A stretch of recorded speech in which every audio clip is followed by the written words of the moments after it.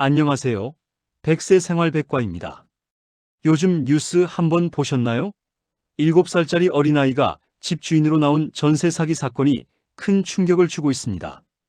7살이면 초등학교도 겨우 들어갈 나이인데 그 아이 이름으로 수억 원짜리 집이 거래됐다는 겁니다.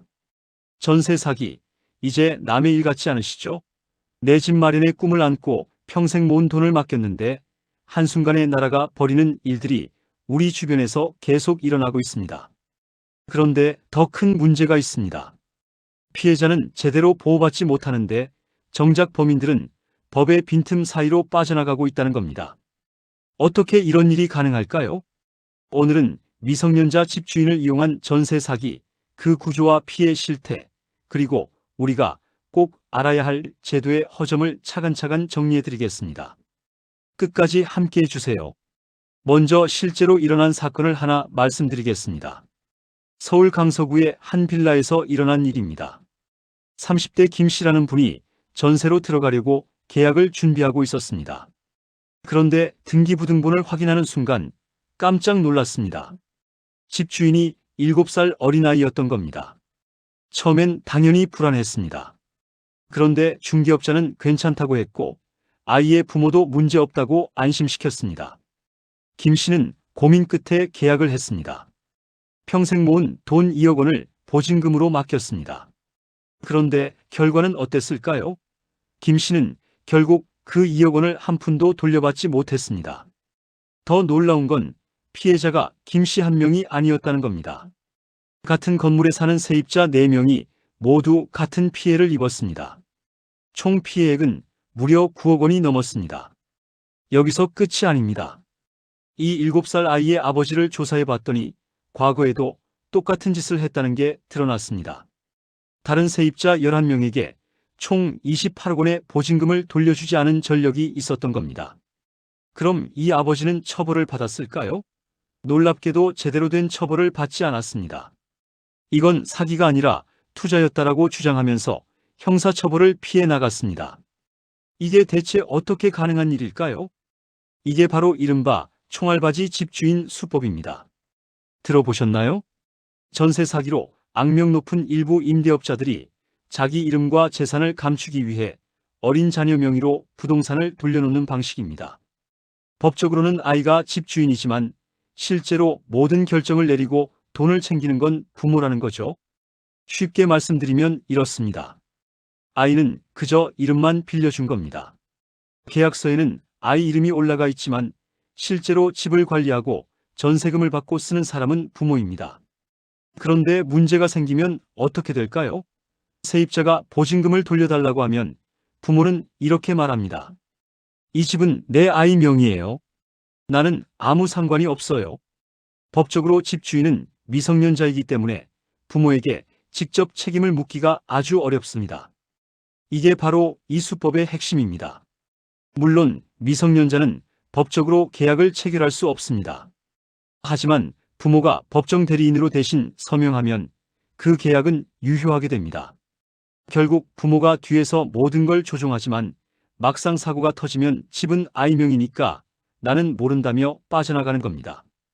이건 명백한 편법입니다. 하지만 현재 법으로는 이걸 막기가 쉽지 않습니다. 그럼 이런 피해가 얼마나 많을까요? 한국주택도시보증공사, 줄여서 허그라고 하는데요. 이곳에서 발표한 자료를 보면 정말 충격적입니다. 미성년자 명의로 된 집에서 전세 보증금을 돌려달라는 요청이 6년 전에는 단 4건이었습니다.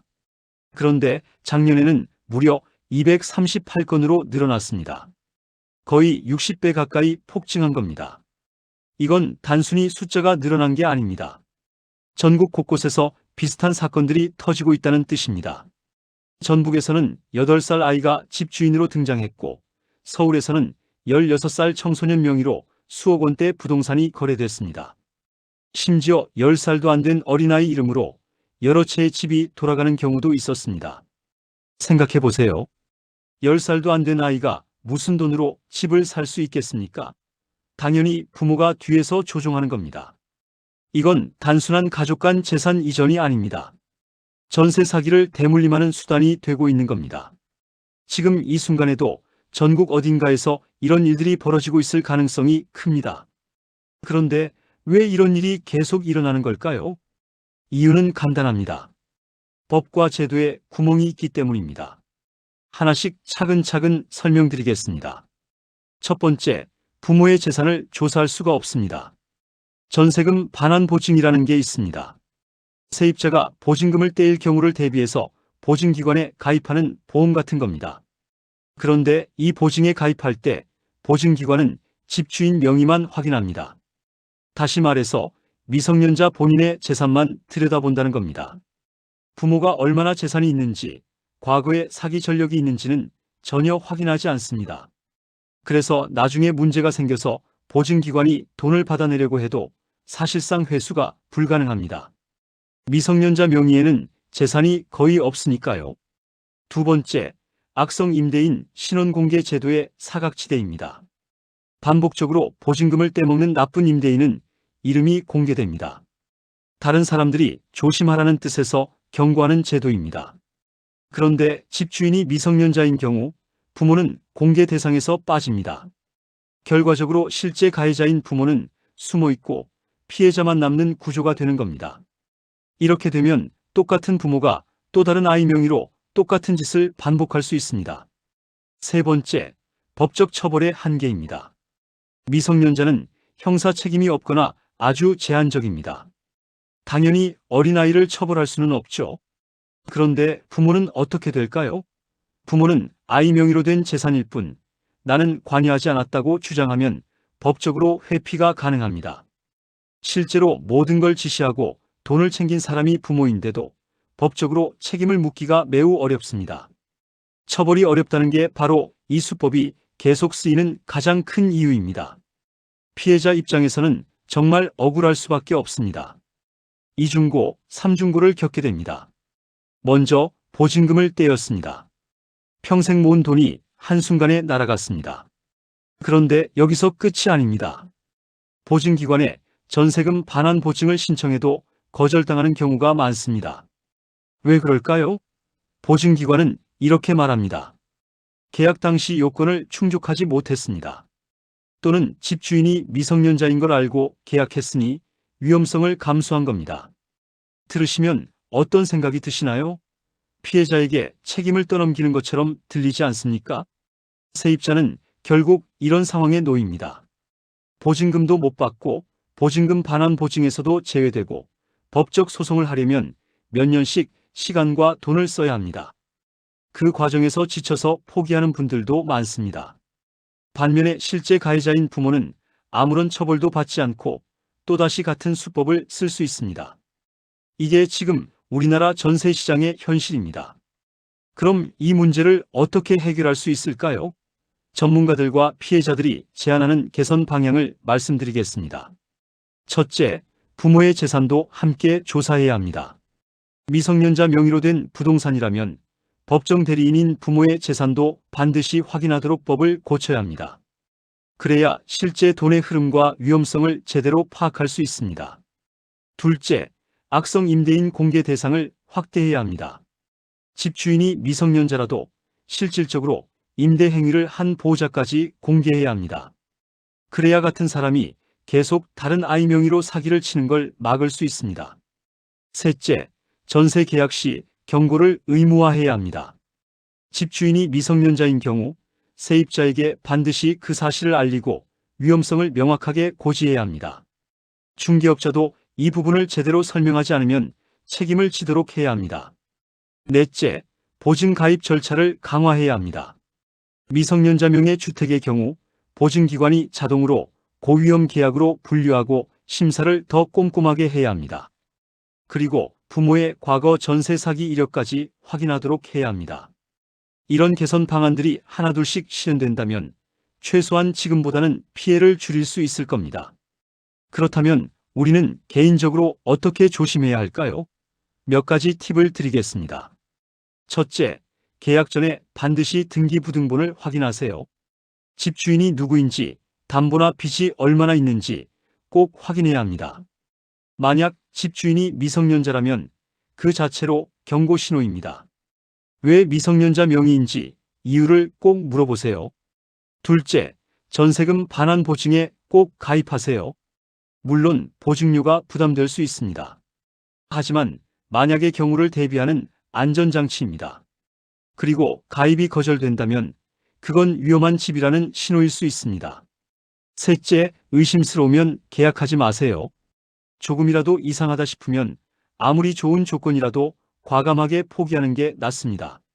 한번 피해를 입으면 돈을 돌려받기가 정말 어렵습니다. 넷째, 주변의 조언을 구하세요. 혼자 판단하기 어려우면 가족이나 친구 또는 전문가에게 상담을 받으세요. 특히 법무사나 변호사의 조언을 듣는 것도 좋은 방법입니다. 여러분, 지금까지 미성년자 집주인을 이용한 전세 사기에 대해 말씀드렸습니다. 내용을 간단히 정리해 드리겠습니다. 미성년자 집주인을 이용한 전세 사기는 부모가 자신의 악성 임대 행위를 감추기 위해 쓰는 총알바지 수법입니다. 아이는 이름만 빌려줬을 뿐 실제로는 부모가 모든 걸 조종합니다. 피해자는 점점 늘어나고 있습니다. 6년 전 4건에서 작년 238건으로 폭증했습니다. 하지만 법의 사각지대 때문에 피해자들은 제대로 보호받지 못하고 있습니다.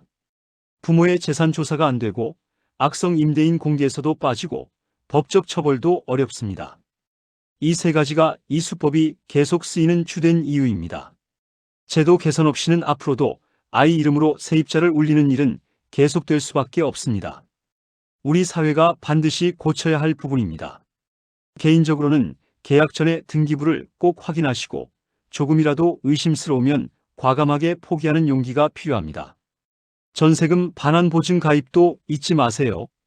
여러분, 전세 사기는 단순히 돈의 문제가 아닙니다. 평생 일해서 모은 소중한 재산이자 가족의 안전과 미래가 걸린 문제입니다. 특히 노후를 준비하시는 분들에게는 더욱 큰 타격이 될 수 있습니다. 한번 당하면 회복하기가 정말 어렵습니다. 그래서 예방이 가장 중요합니다. 우리 100세 생활백과는 앞으로도 이렇게 생활에 꼭 필요한 정보들을 쉽고 정확하게 전해드리겠습니다. 여러분의 소중한 재산과 권리를 지키는데 조금이라도 도움이 되고 싶습니다.